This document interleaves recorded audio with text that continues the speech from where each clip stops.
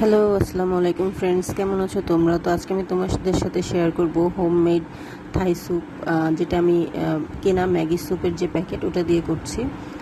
তো আমি স্যুপের গুঁড়াটা ঢেলে নিলাম, তারপরে কিছু আদা কুচি নিলাম, একটা ডিমের কুসুম নিলাম, আর কিছু হচ্ছে টমেটো সস, একটু টেস্টিং সল্ট, একটু হচ্ছে গোলমরিচের গুঁড়া, আর কিছু হচ্ছে চিকেন, আর সামান্য কয়েক টুকরা হচ্ছে চিংড়ি মাছ,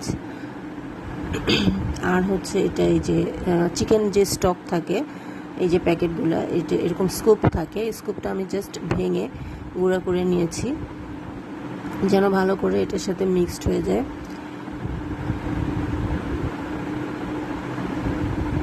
তো এটার মধ্যে আমি হচ্ছে 2 কাপ পানি দিব। আমি হচ্ছে 1 চামচ চিনি দিয়েছিলাম। তো ভালো করে এই উপকরণগুলো মিক্সড করে নিচ্ছি। মিক্সড করে নেওয়ার পরে আমি যে আধা লিটার পানি আর কি, 2 মগ পানি, তো 1 মগ পানি আমি আগে দিয়ে উপকরণগুলোকে ভালো করে মিক্সড করে নিচ্ছি।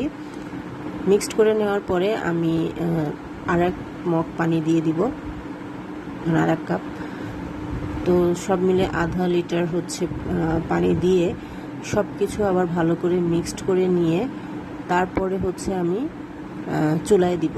আগে থেকে চুলায় দিলে কি হবে, জমাট বেঁধে যেতে পারে, মিক্সড ভালো করে নাও হতে পারে, এই জন্য।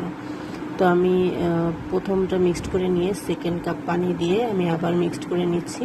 এরপরে হচ্ছে আমি চুলায় বসিয়ে দেব।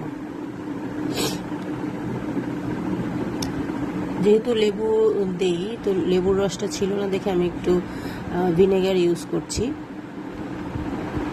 সামান্য একটু ভিনেগার ইউজ করলাম যাতে টেস্টটা একটু টক মিষ্টি হয়, টেস্টটা ভালো আসে এটার জন্য। যেহেতু লেবু ছিল না আমার কাছে, আর কাঁচামরিচও ছিল না, সো কাঁচামরিচও দিতে পারিনি। আপনাদের কাছে থাকলে অবশ্যই ইউজ করবেন, এতে ফ্লেভারটা অনেক ভালো আসে।